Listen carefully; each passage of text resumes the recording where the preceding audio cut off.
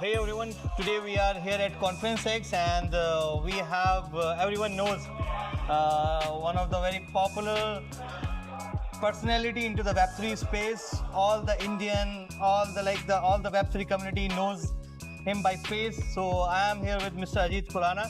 So I would like to know, can you just tell something about the new audience, the people who don't know about you, like who you are, what exactly you are building?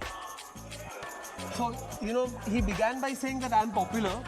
Then he's telling me, since nobody knows you at all, why don't you introduce yourself? So I'm in a little bit of a dilemma. But having said that, I have been studying crypto since 2014, owning Bitcoin since 2016.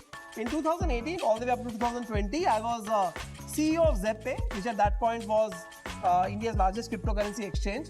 And since then, I have been working with a lot of Web3 founders as their advisor and helping them grow. Presently, I'm part of multiple organizations in an ownership position, right from a fund to an accelerator to a media company and a whole lot more. I would like to know, what is your take on the Web3 space, where it's evolving in upcoming 3 to 4 years?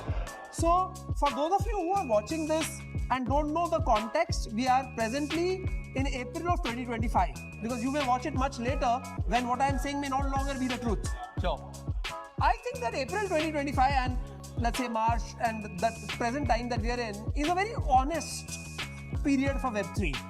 On the one hand, there were all these glorious DeFi and infra plays which were supposed to change the world and didn't. Their values have tumbled 95% and 99%. On the other hand, there were tokens which others derided by calling them meme coins or the like, which were supposed to not have any utility, but they have now taken away all the liquidity. In fact, even the US president has come up with his own token, which is a collectible or what could be called a meme coin.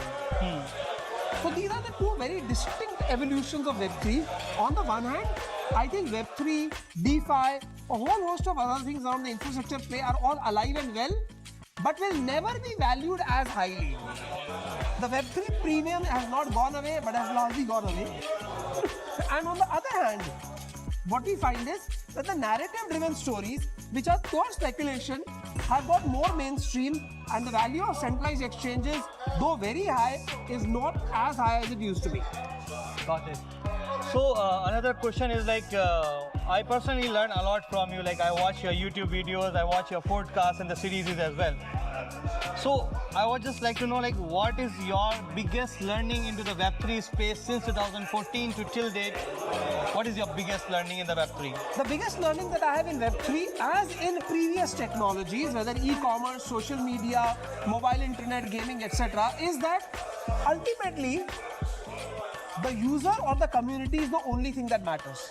We have had a lot of visionaries, a lot of leaders who start by saying the right things and eventually they only continue saying the right things, not doing the right things, because while they will come in and talk about how they are going to remove the power structures and empower the people, what tends to happen is that they remove the power structures and themselves try to become the power structure. So my advice, and as well as learning, is that you as the user of cryptocurrency or DeFi or Web3 or any other such technologies, don't blindly follow leaders. Don't blindly follow iconic people. Instead, what I want you to do is to see what makes most sense for you and do it. Don't listen to others. Yeah. So another question is we have seen the era of NFT, we have seen the era of the DeFi and companies coming from the mining, and now the world is moving towards the AI. People are merging the DeFi, AI, people are merging the deep into the AI. What is your take over there? We talk about... I have a feeling you have been in crypto for a very long time. Yeah. Because nobody says mining anymore.